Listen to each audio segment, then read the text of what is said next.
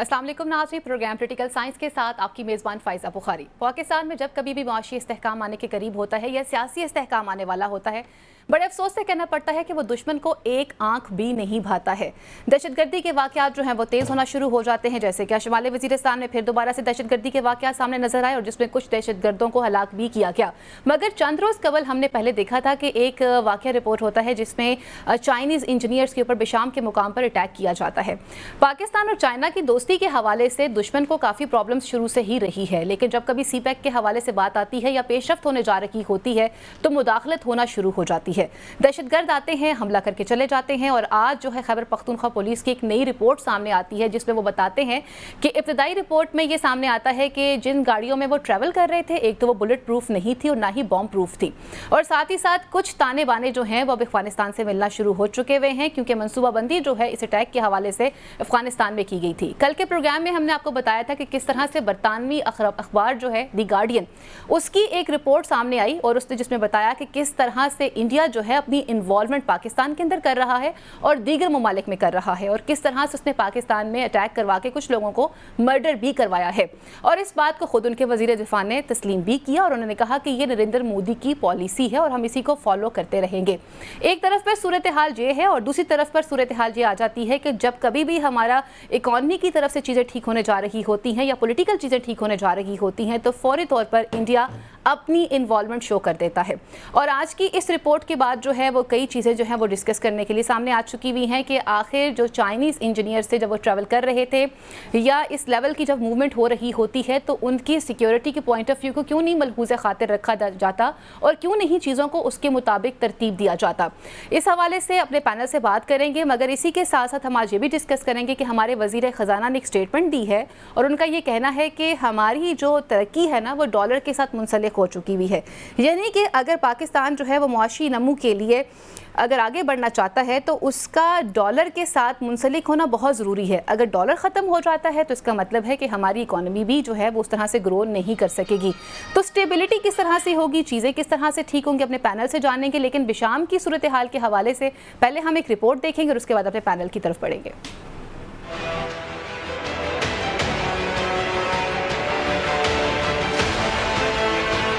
Police की जानिब से वफाकी हुकूमत को भेजी जाने वाली रिपोर्ट में चौंका देने वाले इंकशाफात सामने आए हैं। रिपोर्ट में बताया गया है कि तबाह होने वाली बस दूसरी बस से 15 फुट के फासले पर थी। खुदकश धमाके से बस 300 फुट गहरी खाई में जा गिरी, जो बुलेट या बम प्रूफ नहीं थी। रिपोर्ट के मुताबिक चीनी काफिले में शामिल तमाम बसों में CCTV कैमरे नस्ब थे। जय बकुआ की फ़िज़ाई तस्वीर भी हासिल कर ली गई है। जय धमाका थाना बिशाम से तकरीबन 6 किलोमीटर और दासू डैम से 77 किलोमीटर दूर है। वाक़ये की तहकीकात करने वाले इदारों ने खुदकश बमबार के ज़ेरे इस्तेमाल गाड़ी के टुकड़े भी हासिल कर लिए हैं। हलाक होने वाले चीनी बाशिंदों में एक खातून इंजीनियर भी शामिल थी। इस रिपोर्ट से ये बात साफ जाहिर हो जाती है कि किस तरह से पाकिस्तान और चीन की दोस्ती को मुतासिर करने की कोशिश की जा रही है। पैनल में हमें ज्वाइन कर रहे हैं आज़म चौधरी साहब और मोहम्मद नशाद अली साहब। अपने पैनल को खुशामदीद कहते हैं। आज़म चौधरी साहब, जब कभी भी हम मुआशी इस्तेहकाम की तरफ बढ़ने की कोशिश करते हैं या पॉलिटिकली हम चीज़ों को ठीक करने जा रहे होते हैं, उसी वक्त इन्वॉल्वमेंट जो है वो हमें दूसरी तरफ से नज़र आना शुरू हो जाती है। जैसे कि शुमाली वज़ीरिस्तान में एक अटैक वो सामने आ गया और इससे पहले जो चाइनीज़ अटैक हुआ है, चाइनीज़ इंजीनियर्स को जो निशाना बनाया गया है, आप इस तमाम सिचुएशन को किस तरह से देखते हैं और जो इब्तिदाई रिपोर्ट सामने आई है इस रिपोर्ट के बारे में आप क्या कहेंगे? बिस्मिल्लाहिर्रहमानिर्रहीम। शुक्रिया फैज़ल। देखें, पाकिस्तान में जैसे कि आपने भी कहा कि जब भी कोई मुईशत बेहतर होने लगती है तो पाकिस्तान में कोई ना कोई ऐसी हैपनिंग होती है, वाक़या होता है जिससे दोबारा हमें एक रिवर्स लग जाता है। अब ये बड़ी क्लियर बात है कि ये जो चाइनीज़ पर हमला था उसमें तो बड़ा वाज़ेह तौर पर नज़र आया कि कौन सी कुफ्तें हो सकती हैं, बिल्कुल कौन सी ऐसी आलमी कुफ्तें हैं जिन्हें पाकिस्तान की तरक्की से उन्हें कोई एतराज़ है, या पाकिस्तान में जो बनने वाले डेवलपमेंट के प्रोजेक्ट हैं जिसमें CPEC है उस पर कौन कौन मोतरज़ है। उसमें तो सारी दुनिया को पता है कि अमेरिका भी हमारे ख़िलाफ़ है CPEC के ऊपर, इंडिया भी हमारे ख़िलाफ़ है और ये चाइना और अमेरिका का जो एक ब्लॉक बन रहा है उसमें भी उनकी आपस में एक जो चपकलश है वो भी सामने आ चुकी है। लेकिन पाकिस्तान दरमियान में इसलिए ये पिसता है क्योंकि उनकी आपस की लड़ाई अपनी जगह पे पाकिस्तान को मुआशी तौर पर कोई भी मुस्तहकम होते हुए नहीं देखना चाहता। Exactly. अब देखें भारत का, जिस तरह कल भी हम जिक्र कर रहे थे, भारत की रियासती दहशतगर्दी उनके सामने आई है। भारत ने हर मौके पर जब भी पाकिस्तान में कोई ना कोई डेवलपमेंट शुरू हुई है, पाकिस्तान की मईशत बेहतर होने लगती है, भारत उसके अंदर अपनी दहशतगर्दी लेके आ जाता है। अब चाइनीज़ इंजीनियर्स, इसमें किसी हद तक हमारा भी कसूर है कि अगर इंजीनियर्स पाकिस्तान के अंदर काम कर रहे हैं, गैर मुल्की इंजीनियर्स हैं और वो CPEC प्रोजेक्ट्स हैं ये सारे, तो हमारी स्टेट की जिम्मेदारी है कि उन्हें फुल प्रूफ सिक्योरिटी फ्राहम की जाए जी। क्योंकि ये हाई प्रोफाइल लोग हैं और पाकिस्तान में पहले भी जो गैर मुल्की इंजीनियर्स हैं वो यहाँ पे दहशतगर्दी का निशाना बन चुके हैं। और इनको भी जो इस वक्त जो 2 गाड़ियों का काफिला था वो फ्लाइंग कोच टाइप की गाड़ियाँ थी जो उन्हें दी गई और वो दोनों ही बुलेट प्रूफ नहीं थी। और जबकि मैं समझता हूँ कि इन इंजीनियर्स को पूरी बुलेट प्रूफ गाड़ियाँ फ्राहम की जानी चाहिए थी और उनका जो रूट है जिसके ऊपर वो सफ़र कर रहे थे उसके ऊपर भी सिक्योरिटी के मुनासिब इंतजाम होने चाहिए थे, क्योंकि सिर्फ थाने का बताया गया इस रिपोर्ट के अंदर कि 6 किलोमीटर दूर थाना था। अब उस रूट के ऊपर जितने थाने आते हैं उसका बड़ा बेहतरीन हल होता है कि हर थाना दूसरे थाने को आगाह करता है। बिल्कुल। ऊपर से एक SOPs बनते हैं, उसके मुताबिक एक रूट वहाँ पे मुतय्यन कर दिया जाता है ताकि ये लोग बहफाजत अपनी मंजिल तक पहुँचें और अपनी ज़िम्मेदारी अदा करें। लेकिन ये रास्ते के अंदर जिस तरह इन्हें निशाना बनाया गया, इससे बहुत ज़्यादा हमें नुकसान पहुँचा, क्योंकि चाइना के साथ हमारे जो तल्लुकात हैं वो भी खुदा ना करे कि मुतासर हो, लेकिन चाइना क्योंकि हमारा दोस्त मुल्क है, उन्होंने भी हमारी मजबूरियों को वो समझते हैं, अंडरस्टैंड करते हैं और इसके लिए दहशतगर्दी के खात्मे के लिए वो भी हमारे साथ जो है ना शाना बशाना खड़े हैं। लेकिन हमारी ये ज़िम्मेदारी का तकाजा ये है कि और भी जो इंजीनियर्स हैं, जो ऐसे प्रोजेक्ट्स चल रहे हैं, दासू के अलावा पाकिस्तान के अंदर शुमाली इलाका जात में बहुत सारे ऐसे प्रोजेक्ट्स हैं जहाँ पे गैर मुल्की इंजीनियर्स आते हैं और जो कंपनियां हैं उन्होंने भी हायर कर रखे हैं और हुकूमतों के भी नुमाइंदे आते हैं, उनको सिक्योरिटी के इंतजामात फ्राहम करना वो हमारी ज़िम्मेदारी का हिस्सा है। क्योंकि ये दहशतगर्दी का जो असल में जो एक वो सर उठा रहा है जिन, आप देखें कि इसके पीछे कौन कौन, इसके पीछे भारत है, बराह रास्त है। हम अगर अफ़गानिस्तान की बात करते हैं तो इसके अंदर अफगान हुकूमत शामिल नहीं है, अफगानिस्तान के अंदर मौजूद पनाहगाहें उसमें बनी हुई हैं जिसके अंदर भारतीय और बैनुल-अक़वामी फंडिंग आती है, वहाँ से इन लोगों को सपोर्ट मिलती है। क्योंकि ये CPEC के जो रूट्स हैं इसके अंदर अफगानिस्तान भी उतना ही मुस्तफ़ीद हो रहा है जिस तरह हम मुस्तफ़ीद हो रहे हैं, अफगानिस्तान को भी फ़ायदा पहुंच रहा है क्योंकि तजारत के जब रास्ते खुलेंगे तो उसमें लाजमी बात है कि अफगानिस्तान को भी फ़ायदा पहुंचेगा। तो ये उनके लिए भी ये एक लम्हा फ़िक्री है और अफगान हुकूमत को भी चाहिए कि उनके अंदर कोई ऐसे डन बने हैं या ऐसे स्लीपर सेल वहाँ पर काम कर रहे हैं, अफ़गान हुकूमत भी वहाँ पे अपना किरदार अदा करे और पाकिस्तान और अफ़गान हुकूमत और ईरान हुकूमत इन तीनों मुल्कों को मिल के इस चीज़ का कला कमा करने की ज़रूरत है। नुशाद साहब, अफसोस से कहना पड़ता है कि कल हम डिस्कस कर रहे थे कि दी गार्डियन की रिपोर्ट के हवाले से कि जिसमें एक रिपोर्ट सामने आ जाती है, फिर उस रिपोर्ट को ना डिफेंड किया जाता है बल्कि उसको काबिल कबूल किया जाता है और वो हम नहीं कर रहे बल्कि उनके वज़ीर दिफा खुद कर रहे हैं, राजनाथ सिंह। वो कह रहे हैं कि जी हाँ ये हमारी पॉलिसी है, हम यही करते हैं। और सिर्फ पाकिस्तान में उन्होंने नहीं किया, उन्होंने कनाडा में भी ये काम किया, उन्होंने UK में भी इस तरह की हरकत की है, जी बिल्कुल, अमेरिका में भी करने की कोशिश की है। एक अलग बात है कि अमेरिका से अपने ताल्लुकात भी वो ठीक करना चाह रहे थे और जिस अजीबो-गरीब अंदाज में करने की कोशिश की वो आप अगर सुन लें तो आप हैरान रह जाते हैं और दंग रह जाते हैं कि एक मामूली सी एजेंसी जो ये जो डील करती है ये हेल्थ के इक्विपमेंट और नारकोटिक्स की चीज़ें, वो उस बंदे को वो समझ के तो उन्होंने बनाने की कोशिश की जहाँ से वो अनार हुआ था। अब ये प्रॉब्लम आ चुकी हुई है कि आपने दहशतगर्दी जो है वो सारी दुनिया में फैला भी दी और आपने स्लीपर सेल्स भी हायल कर दिए कि आपने वो कहाँ से किन किन लोगों की क्या क्या मदद ली थी। अब चाइना की जो सिचुएशन है हमारे साथ, बिलखुसूस जिस तरह से CPEC को लेकर हम आगे बढ़ रहे हैं, पोलिटिकल भी हम देखा जाए तो हमें स्टेबिलिटी चाहिए और हमें इकॉनमी के लिहाज से भी स्टेबिलिटी चाहिए। इस तमाम तर सिचुएशन के अंदर हमारे पड़ोसी ममालिक ईरान भी हमारे साथ है क्योंकि सरहद वहाँ से भी मिलती है, अफगानिस्तान से भी मिलती है। अफगानिस्तान जहाँ बॉर्डर है वहाँ पे एक रिपोर्ट के मुताबिक कि बाकायदा किस तरह से रॉ ने अपने ऑफिस बना रखे हुए हैं। इन तमाम तर एक्टिविटीज़ की रोकथाम कैसे मुमकिन होगी? और जिस बात पे आज़म साहब ने पॉइंट आउट किया है कि जब आपके पास इस तरह से एक वफ़द जो है वो ट्रैवल कर रहा हो तो एक थाना दूसरे थाने के साथ राब्ते में रहता है और सिक्योरिटी प्रोवाइड करता है, तो ये लूप्स क्यों आते हैं? बिस्मिल्लाहिर्रहमानिर्रहीम। देखिए 2-3 बातें बड़ी अहम हैं। पहली बात तो ये है कि पाक चीन ताल्लुकात जो हैं वो इस हद तक कमज़ोर नहीं कि इस तरह के वाक़यात से वो उन पर वो कोई असरअंदाज हों। ये जब वाक़या हुआ उसके फ़ौरी बाद वहाँ चीन के जो सफ़ीर हैं उन्होंने वाज़ेह तौर पर ये बात कही कि इससे हमारे ताल्लुकात पे फ़र्क नहीं पड़ेगा। लेकिन ये बात दुरुस्त है कि देखिए जब आपको याद होगा शहबाज शरीफ साहब भी दौरे पर गए थे चीन के, तो वहाँ पर भी सबसे ज़्यादा जो जिस बात पर उन्होंने इसरार किया था वो यही था कि आप हमारे लोगों की जो है ज़िंदगी उसको इंश्योर करें, उनके तहफ़्फ़ुज़ को। अब मसला ये है कि इस एक वाक़े के अंदर, पहले इस वाक़े को ज़रा थोड़ा सा मैं बात कर लूँ इसके ऊपर कि इस वाक़े में 5-6 लोगों को के ख़िलाफ़ इंज़बाती कार्रवाई का मतलब ये है कि जी उनकी तरफ से ये सिक्योरिटी लैप्स किया गया है, यानी उन्होंने वो जो जिस तरह चॉइस साहब फरमा रहे हैं कि जी जो जिम्मेदारी है वो अदा नहीं की, चूँकि उन्होंने वहाँ पर जिम्मेदारी अदा नहीं की इसलिए ये वाक़या हो गया। अब मामला ये है कि जो बाकी मामलात हैं, देखिए अफ़गानिस्तान, भारत, आपको याद होगा कलभूषण भी जो हैं वो ईरान के रास्ते पाकिस्तान दाखिल हुए थे और ये बात ऑन रिकॉर्ड है, और बलूचिस्तान से जी बलूचिस्तान से अब पूरे का पूरा एक नेटवर्क चला रहे थे, वो क्या कुछ कर रहे थे। और उसके बाद ही ये देखिए कि मुझे तो कभी कभी ऐसे लगता है, कल रात मैं इस बात पर सोच रहा था तो मुझे ऐसे लग रहा था कि जब से कलभूषण साहब पकड़े गए हैं उसके बाद से ये पॉलिसी जो है मोदी हुकूमत की आई है, ये वो टारगेट किलिंग वाली है और ये इस तरह के मामलात हैं। क्योंकि भारत जो है असल में भारत के अज़ाइम कुछ और हैं। भारत असल में इस खित्ते का थानेदार बनना चाहता है। अब वो उसकी थानेदारी में रुकावट जो है दरअसल 2 ही ममालिक हैं, एक चीन है और एक पाकिस्तान है।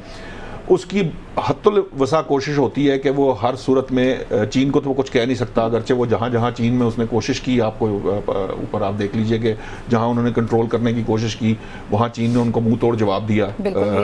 हम तो कश्मीर पे उस तरह जवाब नहीं दे सके, लेकिन उन्होंने प्रॉपर तरीके से लद्दाख का जवाब दिया। देखा कि क्या प्रैक्टिकल सामने आया। अब मामला ये है कि उसका जोर चलता है पाकिस्तान के ऊपर। अब बदकिस्मती से ये जो चौधरी साहब ने जिस लिंक की बात की है अफगानिस्तान की, आपने अपने इंट्रो में भी बताया कि अब उसके ताने बाने जो है वहीं मिल रहे हैं। पाकिस्तान में दहशतगर्दी जब भी कोई वाकया होगा, वन वे और दी अदर, डायरेक्टली और इनडायरेक्टली, उसके ताने बाने अफगानिस्तान से ही मिलेंगे। और अफगानिस्तान से क्यों मिलेंगे? इसलिए मिलेंगे कि अफगानिस्तान के अंदर गुज़िश्ता कई दिहाइयों से भारत बहुत भारी सरमायाकारी कर रहा है। और वो सरमायाकारी किस नौयत की है? वो यही नौयत है कि वहाँ पर वो जो है ना, वो एक जिसे कहते हैं ना कि प्रॉक्सी वॉर लड़नी है उसने, तो वो अफगानिस्तान की सरजमीन इस्तेमाल करके पाकिस्तान के खिलाफ जो है ना वहाँ से दहशतगर्दी को एक्सपोर्ट करता है पाकिस्तान के अंदर। अब हमारे यहाँ जब ये बात की जाती है, हमने नेशनल एक्शन प्लान बनाया, बदकिस्मती से हमने नेशनल एक्शन प्लान पर अमल दरामद उस तरह नहीं किया जिस तरह हमें करना चाहिए था। ये किसी भी हुकूमत की बात की जाए, ये किसी एक हुकूमत का मामला नहीं है। ये अब तक की तमाम हुकूमतें नेशनल एक्शन प्लान बनने के बाद जो बनाने वाले थे उन्होंने भी उस तरह से अमल नहीं कर पाए जिस तरह से किया जाना चाहिए था।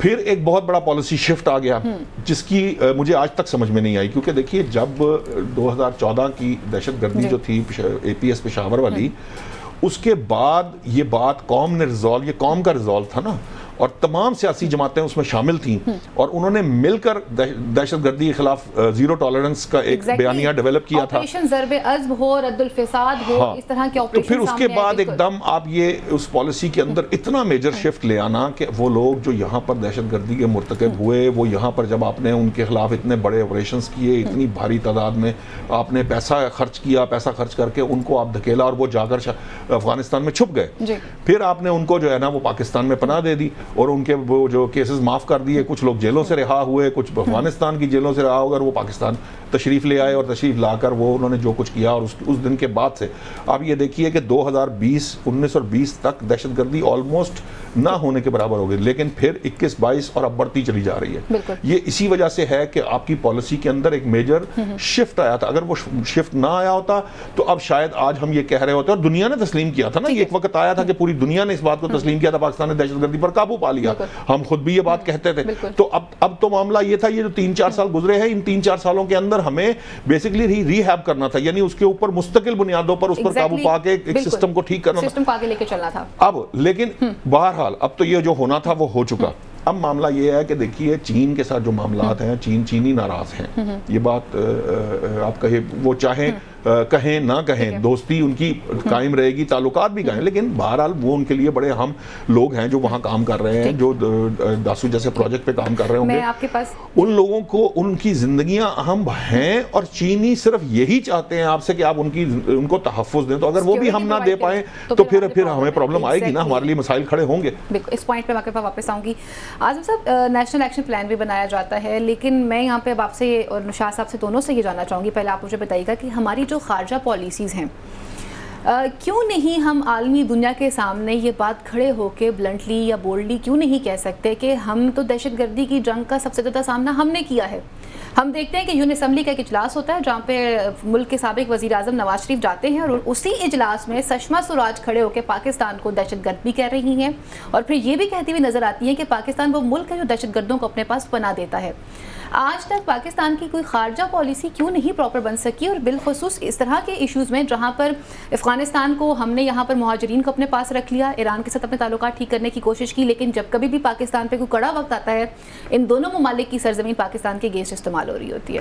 देखें, ये शुरू से हमने पढ़ा और हमने सुना कि भारत हमारा दुश्मन है जी, और भारत ने अपने अमल से साबित किया कि वो हमारा दुश्मन एग्जैक्टली। उसने लम्हा बलम्हा पाकिस्तान को, जैसे 1971 का वाक़या कल हम बात कर रहे थे, मक्ती बानी ऐसे नहीं बनी थी, उसको सपोर्ट थी, बिल्कुल उसको भारत ने सपोर्ट करके पाकिस्तान को दो लख्त करने में अपना किरदार अदा किया। उसके बाद पाकिस्तान के अंदर जो दहशतगर्दी की इतनी बड़ी वेव आई, उसके अंदर भारत हर जगह पे आपको मुलव्वस मिला। हमारे पास शवाहिद मौजूद थे कि भारत ने हर दहशतगर्दी के पीछे उसके हाथ थे। लेकिन यहाँ पे हमारी खारजा पॉलिसी से ज़्यादा इम्पोर्टेंट है कि हमारी जो पॉलिटिकल लीडरशिप है जी। अब देखें, हमारे बहुत सारे जो पॉलिटिशियंस हैं उन्हें ये बुखार है कि भारत के साथ वो आइडियल तलक चलते हैं, भारत के साथ वो तजारत चाहते हैं, भारत के साथ उनके ज़ाती फैमिली टर्म्स चाहते हैं। आपको याद है मियां नवाज शरीफ साहब के घर आए थे मोदी साहब, हाँ, जिनकी नवासी की शादी थी, बड़ा प्राउडली उस पर वो कहा जाता है कि जी मोदी साहब आ गए। आपको याद है ये 4 दिन पहले आपके जो साबिक वजीर खाना और इस वक्त वजीर खारजा है इसहाक डार साहब, उन्होंने कहा कि हम भारत से तजारत करना चाहते हैं। उसी दिन भारत का जो वजीर खारजा है एस शंकर, वो कहीं सिंगापुर में बैठा था, उसने कहा जी कि हम तजारत नहीं करना चाहते, ये दहशतगर्दी की फैक्ट्री है। ये जो बुखार है सियासतदानों को ये भी उतारना पड़ेगा। जो हमारा दुश्मन है, इस कौम और इस मुल्क का दुश्मन है, उसके साथ आप कैसे तल्लुकात रख सकते हैं? और एक तरफा तल्लुकात नहीं होते। अगर आप सफारती सतह पे किसी मुल्क के साथ तल्लुका, वो दो तरफा होते हैं, एक तरफा नहीं होते कि पाकिस्तान उसकी मोहब्बत के उसमें शिकार है और वो आगे से नफरत कर रहे हैं। तो फिर आप क्यों इस तरह पाकिस्तान को ख्वार कर रहे हैं, उस तरफ लेके जा रहे हैं? दूसरा ये है कि हमें सफारती तल्लुकात रखने, अपनी डिग्निटी कायम कर, पाकिस्तान की जो एक इज्जत है, वकार है, उसके ऊपर आँच ना आए, बराबरी की सतह पर तमाम मुल्कों के साथ। और उसके अंदर अगर हम थोड़ी सी लचक दिखाएंगे तो जाहिर है जो दूसरे हमारे मुखालिफ मुल्क हैं वो उसका नजायज़ फ़ायदा उठाते हैं।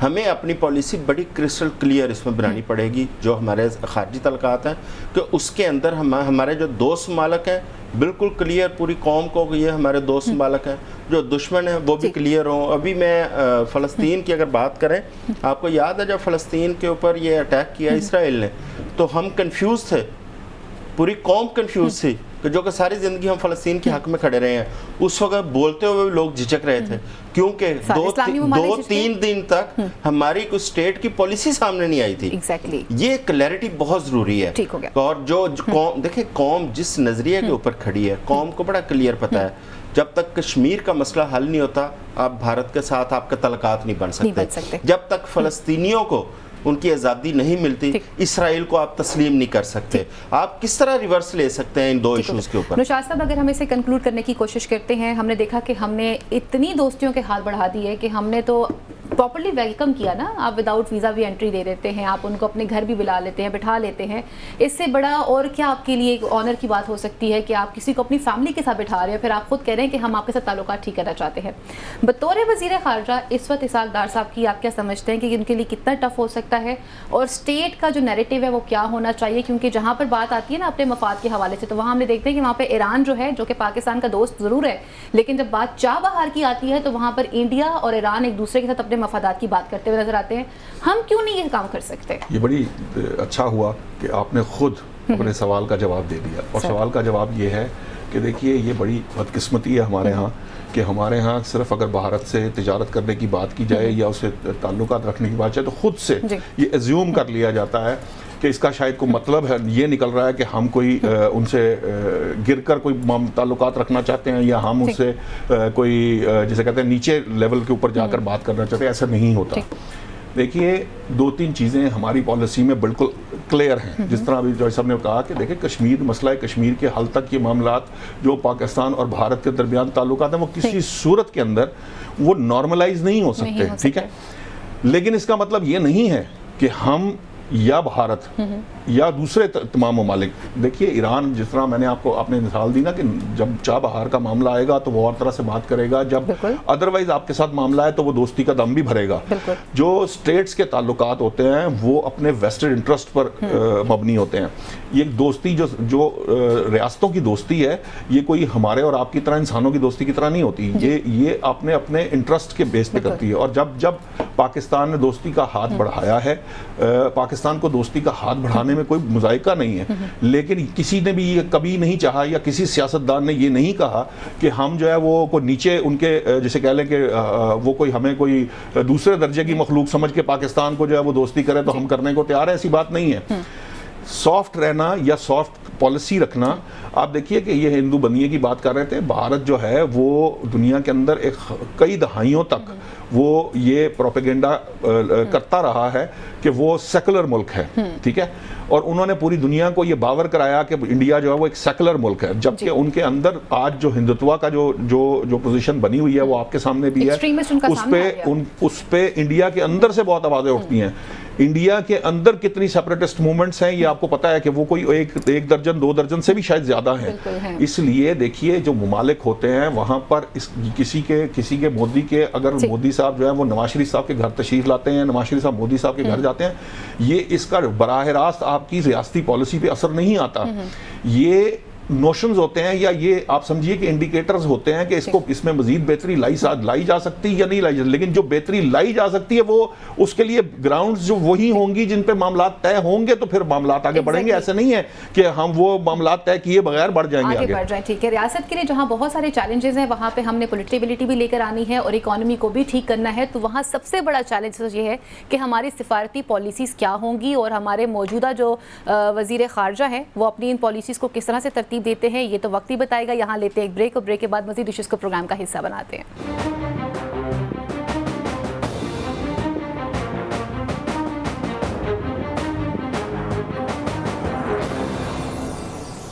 जी वेलकम बैक नाज़रीन। अब कुछ बात करते हैं कराची की सिचुएशन के हवाले से। कराची की सिचुएशन की अगर बात की जाए तो दिन ब दिन डकैती के वाक़यात में भी इजाफा हो रहा है और इसके साथ साथ बदअमनी जो है वो मज़ीद फैलती चली जा रही है।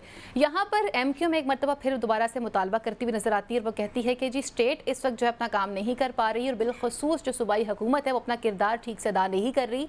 इसलिए अब हमें यहाँ पर चाहिए कि जो मुल्की इदारे हैं वो इस पर अपनी इन्वॉल्वमेंट को शो करें और रेंजर्स हमें चाहिए। जबकि पाकिस्तान पीपल्स पार्टी के सीनियर रहनुमा नासिर शाह ने बताया है कि ये जो तमाम तर बदअमनी फैल रही है इसका सारा क्रेडिट जो है वो इससे पहले निगरान हुकूमत को जाता है, क्योंकि निगरान हुकूमत की वजह से ये तमाम तर चीज़ें जो है वो ख़राब हो रही हैं। लेकिन दूसरी ही जाने पर पाकिस्तान पीपल्स पार्टी के सीनियर रहनुमा हैं जो रुकन है कौमी असम्बली के मखदूम जमील ज़मान साहब, उन्होंने भी ये डिमांड की है कि इस वक्त चीफ ऑफ आर्मी स्टाफ जो हैं वो इस हवाले से एक्शन लें और इस वक्त जो कराची की सिचुएशन बन चुकी हुई है इसको किस तरह से कंट्रोल किया जाएगा ये बहुत बड़ा सवालिया निशान है। चाहे गवर्नमेंट किसी की भी हो लेकिन कराची की सिचुएशन ठीक नहीं हो रही। अपने पैनल की तरफ बढ़ते हैं, पैनल से पूछते हैं आज़म साहब, अगर हम कराची की सिचुएशन के हवाले से बात करते हैं तो कराची की सिचुएशन कुछ ऐसी नज़र आ रही है कि जहाँ पर ना तो पाकिस्तान पीपल्स पार्टी उन तमाम तर चीज़ों को कंट्रोल पर कर पा रही है और ना ही जिसके हवाले से मुत्तहिदा बात कर रही है कि जी जो तमाम तर चीज़ें करनी चाहिए थी वो नहीं कर पा रही। तो आप इस सिचुएशन को किस तरह से देखते हैं? अच्छा, ये जो लॉ एंड ऑर्डर की सूरत हाल है ये अकेला कराची इस वक्त मुतासर नहीं है, पूरा पाकिस्तान मुतासर है। कल हमने लाहौर की एक सेफ सिटी की फुटेज भी हमने यहाँ पर देखी। लाहौर के अंदर भी आप देखें डकैती की वाक़या जो वारदातें बहुत ज़्यादा बढ़ चुकी हैं और इसमें अफसोस की बात यह है कि 7 कत्ल व गारत शुरू हो चुका है। अब जो कराची के अगर हम हालात देखते हैं तो गुज़िश्ता ये 2-3 माह के अंदर तकरीबन 48 लोग पता चला है कि वो डकैती की वारदातों में वो डाकुओं की गोलियों से वो जाँ भाग हो चुके हैं। ये अफसोसनाक है कि उन लोगों की जानें भी महफूज नहीं है। अब डाकुओं को कंट्रोल करना किसकी जिम्मेदारी है? पुलिस की जिम्मेदारी। बिल्कुल। और जब पुलिस अपनी जिम्मेदारी अदा नहीं करेगी तो जाहिर है जो जराइम पेशा लोग हैं उनको फिर मौका मिलेगा, वो खुल के इस तरह के काम करेंगे। एक तो हमारी वैसे पुलिस के हवाले से मैं तो बड़ा इसमें क्लियर हूँ कि हमारी पुलिस टोटल पोलिटिसाइज हो चुकी है। पुलिस को नॉन पोलिटिसाइज करने की ज़रूरत है, पुलिस में रिफॉर्म्स की ज़रूरत है और पुलिस को अपने काम पे मरकूज़ करने की ज़रूरत है। लेकिन हमने पुलिस को, जो सियासतदान या हमारी सियासी पार्टियाँ हैं, उन्होंने पुलिस को अपने कामों की तरफ डाइवर्ट कर रखा है, जिसकी वजह से पुलिस अपने काम पे फोकस नहीं कर रही। दूसरी बात आ जाती है MQM की। अब देखें कि मैं MQM के अलावा मैं ये डाकुओं के हवाले से भी एक बात ये करना चाहता हूँ कि देखें जो डाकू पकड़े भी जाते हैं उनको सजाएं नहीं मिलती। इसमें जुडिशरी भी आ जाती है, इसमें जो चलान पेश किया जाता है पुलिस की जानिब से वो भी आ जाता है। जब उनकी शनाख्त नहीं होगी, जिनके साथ जो विक्टिम्स हैं वो शनाख्त नहीं कर पाएंगे और डाकू जो है उनको खुली छूट मिलेगी, वो आज़ाद होकर फिर दोबारा वारदातें शुरू कर देते हैं। अब आ जाते हैं MQM की जानिब। काश पाकिस्तान में फ्री एंड फेयर इलेक्शन हो जाते। अगर फ्री एंड फेयर इलेक्शन हो जाते और MQM की अपनी लीडरशिप के मुताबिक, उनकी ऑडियो टेप्स के मुताबिक, उनके पास तो 0 मैंडेट था, उनके पास वो सीटें ही नहीं थी, वो तो शुक्र अदा करें कि उन्हें सीटें दिलवा दी गई और PTI की जो मुखालफत थी उसके अंदर उनको फ़ायदा पहुंचा कि वो सीटें उनको मिल चुकी हैं। अब वो मज़ीद पर फैलाने की कोशिश कर रहे हैं और ये एक बड़ी अजीब MQM जानिब से मुतालबा आया है कि जी पूरा सिंध रेंजर्स के हवाले कर दें। भाई अगर रेंजर्स ने काम करना है या फौज ने काम करना है तो आप लोग किस लिए असम्बलियों में आए हैं? आप लोग किस मर्ज की दुआएं हैं? आपको लोगों ने क्यों मैंडेट दिया या क्यों आप लोग असम्बलियों में बैठ के जो है ना कानून साजी का वो हक वो ले रहे हैं? फिर आप लोग भी पीछे हो जाए, फिर रेंजर्स या हमारी सिक्योरिटी एजेंसीज वही सारा काम कर ले। भाई आप लोगों की जिम्मेदारी है लॉ एंड ऑर्डर को कंट्रोल करना। आप लोगों के फोरम मौजूद हैं, आप अपने जो कानून साज असम्बलियाँ वहाँ जाके बात करें। आपकी हुकूमतें जो सूबाई हुकूमतें हैं वो जिम्मेदार हैं लॉ एंड ऑर्डर को कंट्रोल करने के लिए या शहरियों को तहफ़्फ़ुज़ फराहम करने के लिए। अब एक सूबे के अंदर, सिंध के अंदर IG की तैनाती की गई है। ये रूटीन का मामला है, एक अफसर तब्दील होता है, दूसरा अफसर तैनात हो जाता है। अब शायद जो नए अफसर वहाँ पे तैनात हुए हैं MQM को ज़ाती तौर पर उनसे कोई प्रकाश है और MQM उस पर मोतरज़ है कि ये IG जो है ना इसको नहीं होना चाहिए था, फलां होना चाहिए था। अभी हम कल बात कर रहे थे वफाक की कि वहाँ पर अफसरों की तैनाती के हवाले से एक तनाज़ा पाया जा रहा है। अब इस तरह की पार्टियाँ, इनके क्या मकासद हैं? क्या हर बंदा ये चाह रहा है कि उसकी अपनी मर्जी का एक ब्यूरोक्रेट तैनात हो जो उसके मुफादात का तहफ़्फ़ुज़ करे? भाई वो ब्यूरोक्रेट स्टेट का मुलाजम है, उसकी जिम्मेदारी है स्टेट के अपने फ़राइज़ अंजाम देना और जो उसको जिम्मेदारी दी जाती है उसके मुताबिक परफॉर्म करना। अगर आप अपनी पसंद का अफसर लगवाना चाहते हैं, इसका मतलब है आपके मकासद ये हैं कि वो आपके जायज़ नजायज़ धंधों को तहफ़्फ़ुज़ फराहम करे और आप जो है ना इस किस्म की एक्टिविटीज़ खुलेआम करें। ठीक है नौशाद साहब, पहले तो हम ये देख लेते हैं कि कराची जो पाकिस्तान के लिए बैकबोन की एक सूरत रखता है, आज तक कराची की सिचुएशन ठीक नहीं हो सकती है। ये वही मुत्तहिदा है कि जो पहले पाकिस्तान पीपल्स पार्टी की फेवर के बयान दे रही थी।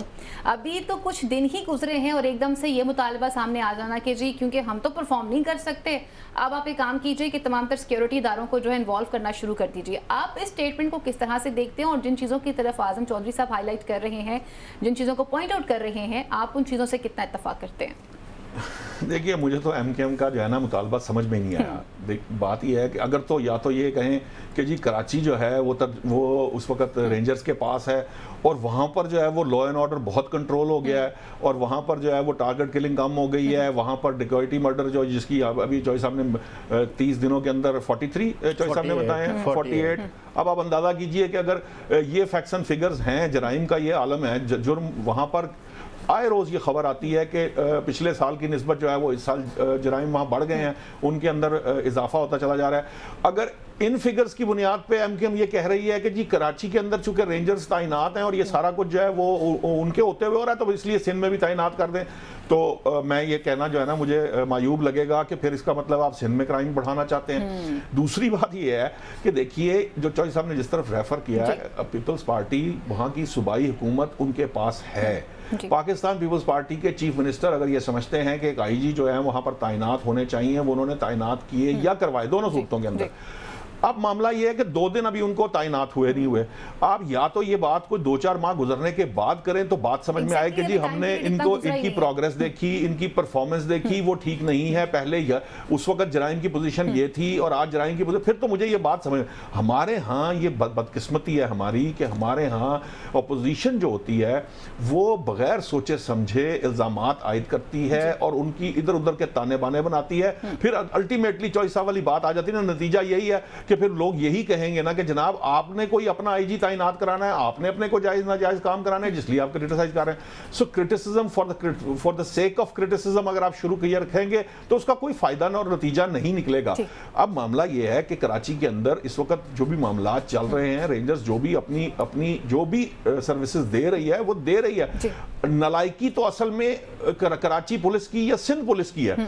क्यों जरूरत पेश आती है आपको? रेंजर्स के बेचारे जो दस्ते हैं वो वहां पर आपके लिए, आपकी मदद के लिए आते हैं। ये तो इमरजेंसी के रूप में आप कहें कि जी आपको फौज की जरूरत किसी वक्त पड़ गई, आपको किसी वक्त कोई ऐसा मामला हो गया कि वहां रेंजर्स आपके लिए हेल्प के लिए आ गई। रेंजर्स का काम ये नहीं है, लेकिन मजबूरन आपके मामला चूंकि आप खुद कर नहीं सकते, आपकी जो सिविलियन एजेंसीज हैं, लॉ एनफोर्सिंग सिविलियन एरिया जो जितने भी इदारे हैं वो इतने एम्पावर्ड नहीं है या उतनी एक्सपर्टीज नहीं रखते या उतनी उनके पास एबिलिटी नहीं है कि वो चीजों को कंट्रोल कर सके। सो असल जरूरत किस चीज की? असल जरूरत यह है कि आप अपनी कैपेबिलिटी बढ़ाएं, आप अपनी अहलियत बढ़ाएं, आप जो सिविलियन इदारे हैं उनको ताकतवर करें। और इसमें मुत्तहिदा कौमी मूवमेंट को रोल अदा करना चाहिए कि सिंध पुलिस के अंदर क्या रिफॉर्म्स की जानी चाहिए, कैसे जराइम पर काबू पाया जाएगा, पूरे सिंध की क्या पोजीशन है। कच्चे के डाकू, अब वो एक इस्तारा तो बना देते हैं कि जी कच्चे के डाकू और पक्के के डाकू। भाई पक्के के डाकू फिर अर्बन जो वो फिर वो आगे से पीपल्स पार्टी वाले बोलते हैं कि जनाब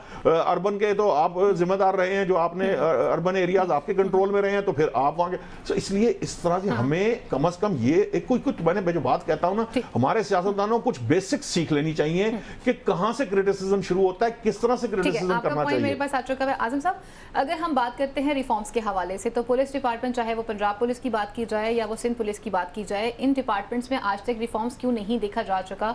और बिलखसूस अभी जिन डाकुओं का जिक्र कर लिया है नौशाद साहब ने कि जी कच्चे के डाकू, वो कच्चे के डाकू तो इस कदर पक्के हो चुके हैं कि वो आए दिन जब पुलिस उन्हें गिरफ्तार करने जाती है तो वो नजर कमाल बना के अपने पास बिठा लेते हैं और उनके खिलाफ कोई एक्शन नहीं हो सकता। और ये मुत्तहिदा जो है ना, वो नोखा लाडला खेलन को मांगे चांद, इनका क्या इलाज है जी?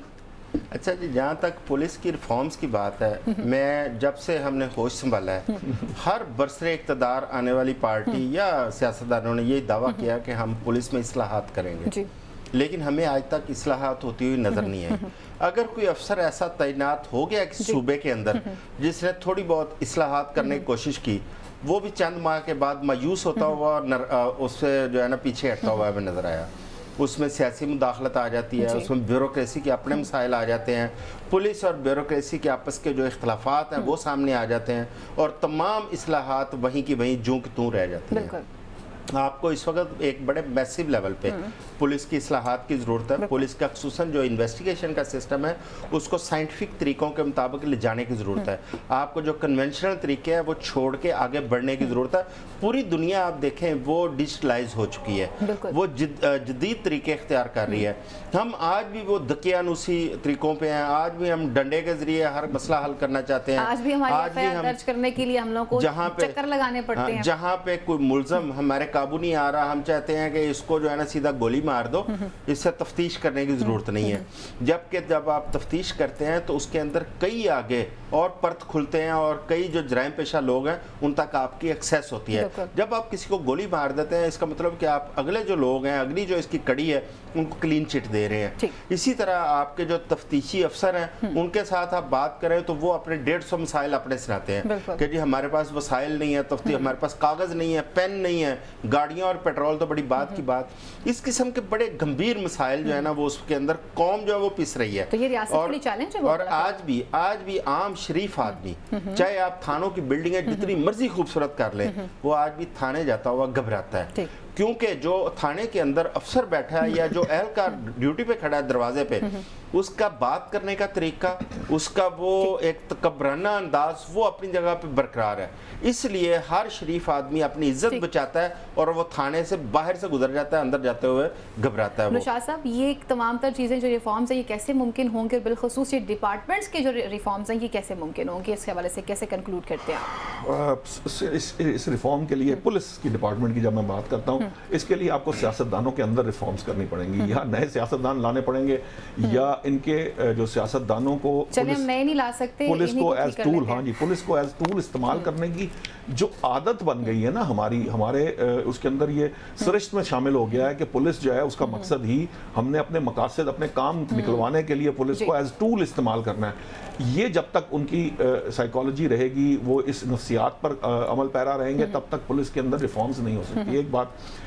दूसरी बात यह है कि देखिए पुलिस रिफॉर्म्स की बात बहुत की, सबसे पहले ये जो चॉइस साहब ने जिस तरफ रेफरेंस दिया ना, सबसे पहले समझने की बात यह है कि पुलिस लॉ एनफोर्सिंग एजेंसी है या पुलिस जो है वो पुलिसिंग कर रही है, यानी लोगों की खिदमत कर रही है। सो पुलिस एक ऐसा इदारा होता है जिसका बराह रास्त अवाम से ताल्लुक होता है, उसके अंदर खिदमत का एलिमेंट आना ज़्यादा ज़रूरी होता है, ना कि उसका डर जो है वो ज़्यादा डोमिनेट करना चाहिए। डर नहीं होना चाहिए, डर सिर्फ होना चाहिए जो जराइम पेशा लोग हैं। हमारे यहाँ उलट निज़ाम है, हमारे यहाँ आम आदमी, आम शहरी बेचारा जो है वो पुलिस से डरता है, और जो जराइम पेशा लोग हैं वो उनके सामने दंदनाते फिरते हैं, बल्कि वो उनके लिए पुलिस जो है वो फैसिलिटेटर का किरदार अदा करती है। पुलिस के वो मैं बताऊं आपको कि बहुत सारे जराइम पेशा ऐसे भी लोग हैं जो आपको और मुझे मिलते हुए परेशान होंगे, पुलिस वाले के साथ बैठे होंगे तो बड़े कंफर्टेबल होंगे क्योंकि वो उनको वहां प्रोटेक्शन मिलती है। सो इसलिए पुलिस को भी अपना रवैया दुरुस्त करना पड़ेगा, और ये रिफॉर्म इस तरह से नहीं आ सकती कि सिर्फ जुबानी कलामी बातें करने से ये रिफॉर्म्स आ जाएंगी। पुलिस का पूरा स्ट्रक्चर विद लॉ, उनका जो कानून है, ये पूरे पाकिस्तान के अंदर मैं ये समझता हूं कि तमाम, क्योंकि सारे हर तरफ पुलिस का ऑलमोस्ट एक जैसा ही हाल है। सो एक ऐसा पाकिस्तान के अंदर कुछ फीचर की गवर्नमेंट ने चेंज करने की यकीनन अगर उसमें कोई अच्छी चीज है, अच्छी बात है, आप उसको वहां से इनकॉर्पोरेट करें दूसरे कवानीन। मुझे ये लगता है कि नए सिरे से पुलिस का पूरा एक कानून बनाने की जरूरत है जो आपके मामलात को उस लेवल पे लेके जाए। बहुत सारे तो चीजें ऐसी हैं जो आज डील ही नहीं करती पुलिस, हालांकि वो रोजमर्रा का काम है और वो पुलिस को डील करना चाहिए। सो बहुत सी चीजों माशरे में जिद्दत भी आ गई, माशरे के अंदर बहुत बेहतरी आ गई, कवानीन बनते नहीं, लेजिस्लेटर अपना काम ही नहीं करता। लेजिस्लेटर सारा दिन ऊटर वाली गाड़ी में बैठ के, और वो मैं कुछ मेरे बात ऐसी निकल जाएगी कि वो सिर्फ कंफर्टेबल सीट का मजा लेना चाहता है। यही जो हमारा वतीरा है वो ब्यूरोक्रेट्स का बन चुका है, जो हमारे साहब है अफसर आ चुका है। लेकिन जहां पर चैलेंजेस की बात की जा रही है, थाना कल्चर को तब्दील करना भी एक बहुत बड़ा चैलेंज चुका हुआ है, और रियासती इदारे जो होते हैं वो लोगों को प्रोटेक्ट करने के लिए बनाए जाते हैं। और जिन चीज़ों की तरफ अभी हाईलाइट किया गया है, गवर्नमेंट कैसे पॉलिसी बनाती है, और पॉलिसी अगर बना दी जाएगी तो उस पर अमल दरामद करवाना भी बहुत ज़रूरी है। यहाँ लेते हैं एक ब्रेक, और ब्रेक के बाद मजीद इश्यूज़ को प्रोग्राम का हिस्सा बनाते हैं।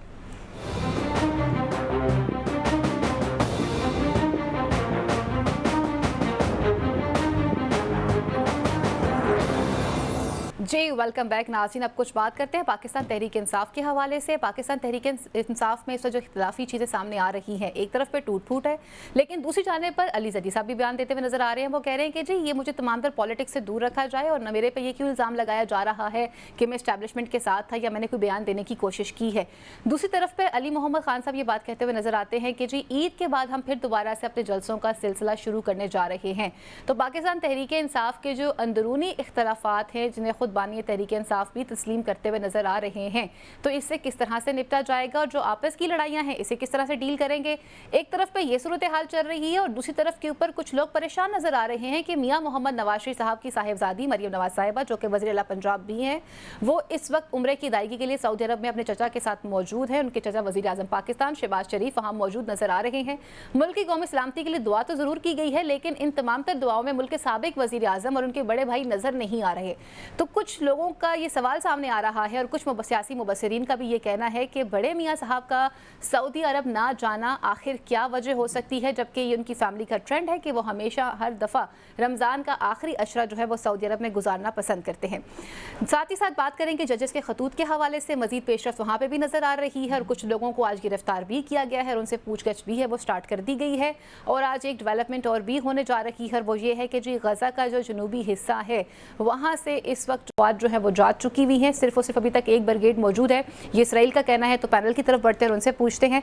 आज़म साहब, सबसे पहले तो ये बताएं कि पाकिस्तान तहरीक इंसाफ के जो अंदरूनी इख्तलाफात हैं, इन अंदरूनी इख्तलाफात की वजह से पार्टी को कितना नुकसान हो सकता है, और वो जो अपना प्लान बता रहे हैं कि ईद के बाद वो जल्द से शुरू करेंगे, तो क्या वो ईजीली इस प्लान को एग्जीक्यूट कर सकेंगे? सबसे पहले तो मैं, आप बार बार मुझे ये पूछती हैं कि क्या तहरीक इंसाफ को आगे कोई अच्छा माहौल मिलने जा रहा है, और मैं हमेशा ये कहता हूँ उनकी सख्तियाँ बढ़ रही हैं। जी, अब ये जो कल इमरान खान साहब ने जो मीडिया से गुफ्तगू की है अपनी पेशी के मौके पे, उस गुफ्तगू के तनाज़र में अगर आप देखें तो आपको आगे सख्तियाँ नज़र आती हैं।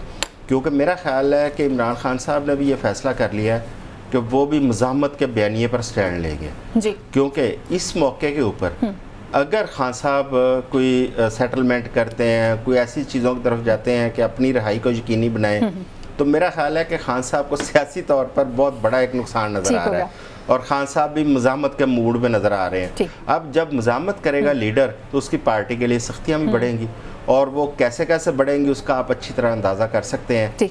क्योंकि अभी तो 9 मई जो है वो ताज़ा है, वो पुराना नहीं हुआ। अभी और भी बहुत सारे मसाइल हैं जो अंदरूनी तौर पर जिसकी तरफ आप बात कर रही हैं कि पार्टी के अंदर, अच्छा ये तमाम पार्टियों में होता है, तमाम पार्टियों में कुछ लोग ऐसे होते हैं जिन्होंने अपने कनेक्शन कहीं ना कहीं और रखे होते हैं, या जो किसी और तरफ से उन पार्टियों के अंदर इंडक्टेड होते हैं। उन लोगों के भी अपने एजेंडे होते हैं, और उसमें उन्होंने किसी और के मुफादात का तहफ़्फ़ुज़ भी करना होता है ऐसे लोगों ने। और ये जो पार्टी के अंदर कुछ लोगों की तरफ ये ट्रोलिंग की जा रही है या उनकी तरफ इशारे किए जा रहे हैं, ये भी वही लोग हैं जिन लोगों ने अपने राब्ते किसी और जगह पे रखे हुए हैं, लेकिन बज़ाहिर वो उस पॉलिटिकल पार्टी के साथ अटैच है, तो जाहिर है एक्सपोज हो जाते हैं लोग, तो उनकी फिर गुफ्तगू शुरू हो जाती है। और दूसरी बात यह है जो इम्पोर्टेंट थी, वो लोग जो पीटीआई छोड़ के गए थे, उनके हवाले से एक जो पॉलिसी सामने आई वो बड़ी इंटरेस्टिंग है कि वो लोग जिन्होंने पार्टी छोड़ने के बाद प्रेस कॉन्फ्रेंसें की और दूसरी पार्टियां ज्वाइन कर ली, जिसमें बड़ा इंपॉर्टेंट है दूसरी पार्टियां ज्वाइन कर, उनके लिए वापसी का रास्ता नहीं है। लेकिन वो लोग जिन्होंने किसी दबाव में, तशद्दुद में या किसी खौफ की वजह से पार्टी छोड़ी, प्रेस कॉन्फ्रेंस भी की, लेकिन अगली पार्टी ज्वाइन नहीं की, उनके लिए वापसी के रास्ते खोल दिए गए हैं। तो इसलिए जो इस वक्त मौजूदा एक लीडरशिप बैठी है वो भी अदम तहफ़्फ़ुज़ का शिकार है कि अगर वो लोग वापस आएंगे तो जाहिर है इनकी स्पेस खत्म हो जाएगी। एग्जैक्टली। नौशाद साहब, यहाँ पे सिचुएशन ये बन चुकी है कि जो शख्स भी जाता है जेल में मुलाकात करता है, वापस आता है तो वो कहता है जी मैं खान साहब के बहुत करीब हूँ, या खान साहब ने जो मैसेज मुझे दिया है वो आपको नहीं दिया, वो बल्कि अपनी दिल की बात मेरे साथ करते रहे उस मुलाकात के दौरान। ये पार्टी के अंदरूनी इख्तलाफात जो हैं पाकिस्तान तहरीक इंसाफ को कितना बड़ा नुकसान पहुँचा सकते हैं? अच्छा, पहली तो बात यह है कि ये बड़ी दिलचस्प बात है कि ये आज की बात नहीं है। ये जब इमरान खान साहब हुकूमत में थे तब भी ऑलमोस्ट ऐसा ही मामला था कि जो भी लीडर उनसे मिलने चाहता था वो वापस आके यही समझता था कि मुझ तक जो बात आई है, मुझे जो बात कही गई है वही आखिरी बात है, लेकिन जो दूसरा मुखालिफ गया है या उनकी आपस में जो एक होता है ना कंपटीशन होता है, वो उनके पास जाए तो उन्हें भी वही कुछ कहा जाता है। तो बेसिकली ये डिवाइड एंड रूल का फॉर्मूला जो है ये बानी तहरीक इंसाफ की तरफ से ही अपनाया जाता था, और इसकी बहुत सारी एग्जाम्पल भी आई और इस बारे में इश्यूज भी बने, लेकिन उस वक्त चूंकि हुकूमत थी इसलिए ये मामला दब जाते थे। अब जो इस वक्त पाकिस्तान तहरीक इंसाफ को जो मसला दरपेश है ना, देखिए वहां पे मसला ये हुआ है कि उनकी विद इन द पार्टी जो सियासतदान मौजूद है उनकी वहां सुनवाई नहीं है। अब जो वकला हैं वो इस वक्त पार्टी पर छाए हुए हैं, वकला वो पोजीशंस हासिल कर चुके हैं जो कि सियासतदानों की थी, और उसका नतीजा ये है कि वहां पर अब उनके दरमियान एक कशमकश चल रही है सियासतदानों और वकला के दरमियान। वकला जो है वो फोकल पर्सन के तौर पर सामने आए, सियासतदान मिलने जाते हैं तो वो उनका भी नाम खान साहब ने कहा इनको भी आप फोकल पर्सन बना लें। शिबली फराज साहब जब सामने आए तो उसके बाद ये थोड़ा सा और मसला सामने आना शुरू हो गया, बढ़ गया, क्योंकि कुछ लोग जो है वो पीछे हट जाते हैं तो फिर वापस आते हैं तो प्रॉब्लम आती है। अब ये जो चीजें हैं ना, ये तय करने के लिए ये जरूरी है कि पार्टी की एक लाइन पार्टी को दी जाए, और पार्टी की एक लाइन बानी तहरीक इंसाफ ही दे सकते हैं। वो खुद जब देना चाहेंगे तभी ये मामला सॉर्ट आउट होगा, जब तक वो ऐसा नहीं करेंगे तब तक ये मामला इस तरह ही चलता रहेगा, और ये आपको आने वाले दिनों के अंदर और ज्यादा मामला नजर आएंगे। क्योंकि जब आप तहरीक की बात करेंगे कि वो जलसे करने जा रहे हैं या कोई काम करने, वो सियासतदानों ने करने हैं, वो वकलाने नहीं करने। नतीजा ये होगा कि इनके दरमियान ये चपकलिश जो है वो मजीद बढ़ती नजर आएगी और प्रॉब्लम मजीद बढ़ेगी। जलसे करने की इससे पहले तो देखिए केपीके में तो जलसा उनको मिल ही जाएगी ना, केपीके की हद तक कर सकते हैं। फिलहाल तो मुझे लगता है कि ये ऐसा ही है। मुझे तो कोई ऐसी, ये चॉइस साहब ने जो बात की है कि मुझे कोई ऐसी चीज नजर नहीं आ रही कि उनके लिए कोई बहुत आसानी कहीं पे पैदा हो गई हो, या उनके लिए कोई नरम गोशा पैदा हो गया हो, या उनके लिए कोई इस वक्त जो एस्टेब्लिशमेंट की तरफ से कोई सख्ती काम हुई हो। पता चलेगा कि वो जलसे कैसे कर सकते हैं। आजम साहब, ये बड़े नवाज शरीफ साहब जो हैं, बड़े मियाँ साहब जो हैं, ये कहाँ पर हैं? ये अब लोग पूछना शुरू हो चुके हुए हैं, सियासी मुबस्सिरीन के बड़े तबसरे सामने आ रहे हैं, और नवाज शरीफ साहब जो हैं वो ये ऐसी पोजीशन रखते हैं कि वो दीगर ममालिक के साथ इतने अच्छे ताल्लुकात रखते हैं, बिलखुसूस सऊदीया के साथ। हम तो इस वक्त चाहते हैं ना कि इन्वेस्टमेंट आए, कोई पैसा पाकिस्तान की तरफ आए। साहिबजादी भी मौजूद हैं, भाई भी मौजूद है उम्रा की अदायगी करने के लिए, लेकिन वो नहीं जा सके। वो कहाँ हैं? देखें, एक तो तमाम जो इंतखाबी दावे नारे थे वो सारे एक्सपोज हो गए। अब जब मुस्लिम लीग नून ये कहा करती थी कि मियाँ साहब आएंगे तो इन्वेस्टमेंट लेके आएंगे, अब वो भी ख़त्म होगी बात, क्योंकि मियाँ साहब ने आना था। 30-35 अरब डॉलर के जो एक वो दावे नारे थे वो तो हवा में उड़ गए। अब 1 अरब डॉलर की बात आ रही है, वो भी रेकोडेक में, कि सऊदी अरब रेकोडेक का आपका जो प्रोजेक्ट है उसके अंदर 1 अरब डॉलर खर्च करेगा। अब मुझे नहीं पता कि उसमें सऊदी अरब कौन सी टर्म्स एंड कंडीशन पे आएगा, क्योंकि रेकोडेक के ऊपर हम पहले ही, हमारी रियासत जो है वो बहुत ज़्यादा नुकसान उठा चुकी है। वो हमारे कीमती ज़खायर हैं, आज तक हमने वो तमाम गैर मुल्कियों के हवाले किए रखे हैं। अब कौन सी पॉलिसी इस पे शिफ्टिंग आ रही है, सऊदी अरब किन टर्म्स पे इसमें इन्वॉल्व हो रहा है, ये तो खैर वक्त आएगा तो फिर हमें पता चलेगा कि क्या वहाँ पे वो पाकिस्तान को भी उन ज़खायर का कोई फ़ायदा पहुँचता है या नहीं। दूसरा, मियाँ नवाज शरीफ साहब, मैं बार बार ये कह चुका हूँ कि उनको वज़ीर आज़म बना के लाना और आटे के थैले पे छाप देना, ये उनके साथ एक बहुत बड़ी, मैं समझता हूँ, ज़्यादती की गई, और पार्टी के अंदर से ही ज़्यादती है। अब तो चीज़ें खुलनी शुरू हो गई है ना, अब तो उनके अपने साथी बोलना शुरू हो गए हैं। अब तो किसान कार्ड के अब मियाँ साहब बिल्कुल खामोश बैठे हैं। लेकिन मैं बड़ी देर से ये एज्यूम कर रहा हूँ और मैं ये समझ रहा हूँ कि मियाँ साहब बोलेंगे और छप्पर फाड़ के बोलेंगे। अच्छा। और मियाँ साहब बहुत जल्द बोलेंगे, ठीक, क्योंकि मियाँ साहब का जो सब्र का पैमाना है वो लिबरेज होता जा रहा है। ठीक, एक बंदा एक पार्टी का सरबराह होते हुए भी इस कदर उसकी खामोशी, ये बड़ी मानीखेज है। बल्कि मैं सोशल मीडिया के ऊपर वो कहा करते हैं ना निशात साहब कि ये फेक न्यूज़, उसको फैक्ट दुरुस्त करवाते हैं। एक प्रोपेगेंडा शुरू हुआ है कि शायद मियाँ साहब को उनकी पार्टी या उनकी फैमिली की तरफ से हाउस अरेस्ट कर दिया गया है, जो वो ना बाहर निकल रहे हैं ना बोल रहे हैं। निशात साहब, वो कहते हैं ना कि हर खामोशी के पीछे एक तूफान होता है और बड़ा ख़तरनाक भी होता है, और मियाँ साहब की जो अंदाज़े सियासत है वो काफ़ी अग्रेसिव मूड की भी है। ये इतनी खामोशी क्यों है आखिर, और वो क्यों नहीं जा सके उम्रे की अदायगी के लिए, जबकि वो तो बड़ी खुशी खुशी जाया करते थे? उम्रे की अदायगी के लिए तो ये खबर नहीं है, मेरी राय है। तबीयत खराब है इनकी? नहीं, मैं जिस बेस पे बात करने लगा हूँ, क्योंकि ये मैं सिर्फ एक तज्जिया कह सकते हैं कि मुझे सिर्फ ये ख्याल है, ये मेरी राय है कि वो इसलिए नहीं गए कि जो उनके जाने की खबरें आई थी कि जी वो सऊदी अरब जा रहे हैं, वहाँ से लंदन चले जाएंगे और उसके बाद मुल्क से फरार हो जाएंगे और वो ये हो जाएगा और वो हो जाएगा। शायद इस बुनियाद पर मेरा ये ख्याल है कि मियाँ साहब जो है ना वो इस दफ़ा सऊदी अरब तशरीफ नहीं लेके। लेकिन मैं आपको एक बात बताऊँ, ये जो चॉइस साहब जिस तरफ बार बार आपको रेफर कर रहे हैं ना, ये वो तो आपकी तो खुशी जो है ना वो सिर्फ उसी के साथ है जो आपको मर्जी की बात मिलती है, आपको सिर्फ वही। जी जी जी जी, मैं मासूमाना सवाल मुझे अंदाजा हो जाता है ना कि आपका सवाल है, ये आपके दिल की ख्वाहिश है। लेकिन देखिए कि ये जो बात चॉइस साहब जिसकी तरफ इशारा कर रहे हैं वो इंतहाई संजीदा बात है, और वो ये है कि इस वक्त मेरी जो इतलात हैं वो ये हैं कि ये चॉइस साहब वाली बात दुरुस्त है। नवाज शरीफ साहब आहिस्ता आहिस्ता जो है ना वो रिजेंटमेंट के मूड में आ रहे हैं, और वो हो सकता है कि अनकरीब जो है वो बोलें और छप्पर फाड़ कर बोलें, ये भी दुरुस्त है। लेकिन एक और बात भी आपको, एक और बड़ी बात भी आपको बताता हूँ, मुझे कुछ इस तरह की इतलात भी मिल रही हैं कि जो आपकी वफाकी हुकूमत है, जो इस वक्त छोटे मियाँ साहब हैं, वो भी अब रियलाइज़ कर रहे हैं कि जो है ना मामलात उनके कंट्रोल में नहीं हैं और चीज़ें बेहतर नहीं हैं। इस तरह की हुकूमत से बेहतर है कि वो जो है ना वो मियाँ नवाज शरीफ साहब की बात तस्लीम कर लें और उन लोगों की बात तस्लीम कर लें जो मशवरा ये दे रहे थे कि आप ये हुकूमत ना लें। इसलिए ये पूरी एक बेस बनाई जा रही है, और बजाय इसके कि हम ये देखते कि अब मामलात कुछ बेहतरी की तरफ जाते, लेकिन कुछ एलिमेंट्स, कुछ अनासर या कुछ लोग ऐसे हैं जिनकी वजह से शहबाज शरीफ साहब और उनकी काबीना भी अनकंफर्टेबल पोजीशन पर चली गई है और वो अनकंफर्टेबल फील कर रही है। अब उसके दो रास्ते होंगे। एक रास्ता तो ये है कि जिस तरह की बात चौधरी साहब कर रहे हैं कि अगर मामलात इससे ज्यादा आगे की तरफ बढ़े और खराब हुए तो फिर वो नवाज शरीफ साहब के साथ जा खड़े होंगे। और अगर फर्ज कीजिए कि यह मामलात को यहाँ एड्रेस कर लिया गया और शहबाज शरीफ साहब को वो रूम दिया गया जो बतौर प्राइम मिनिस्टर उनको दिया जाना चाहिए, तो फिर हो सकता है कि ये मामलात आगे की तरफ बढ़े। लेकिन अभी जो सिचुएशन नजर आ रही है ये अनकंफर्टेबल पोजीशन है, और अनकंफर्टेबल पोजीशन अगर थोड़ी देर और मजीद चली तो फिर मामलात जो है ना वो ज्यादा खराबी की तरफ जाते नजर आ रहे हैं। आजम साहब, पहले तो ये बता दीजिए कि अगर ये कोई इस तरह का बयान सामने आ गया कि उससे कहते हैं ना खामोशी के पीछे एक तूफान है, तो जो बड़े भाई हैं तो वो क्या छोटे भाई के लिए कोई प्रॉब्लम क्रिएट कर जाएंगे, जबकि बेटी अभी भी उनकी जो है अभी भी तो वज़ीर आला बनी है, भाई अभी भी वज़ीर आज़म बने हैं, इस पर क्या राय रखते हैं? और आज एक पेशरफ्त ये भी हुई है कि जो जजेस को खतूत भेजे जा रहे थे ना, वो रेशम, वो कोई भी जो खातून थी, दिलशाद वटेवर एक्स्ट्रा जो भी खातून थी, आज कुछ मुल्ज़िमान भी गिरफ्तार किए गए जिनसे तफ्तीश की जा रही है, तो इसको किस तरह से देखते हैं आप? देखें, जो बरसरे इक़्तिदार लोग होते हैं उनको अथॉरिटी भी चाहिए होती है, उनको इख्तियारात भी चाहिए होते हैं।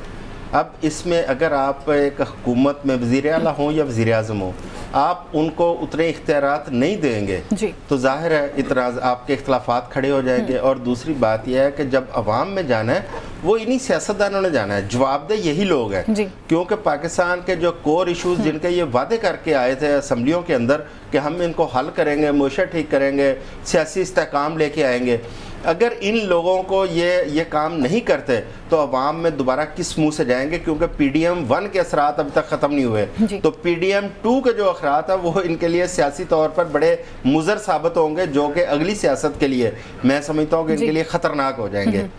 अब दूसरी बात आ जाती है कि आपका जजेस के हवाले से।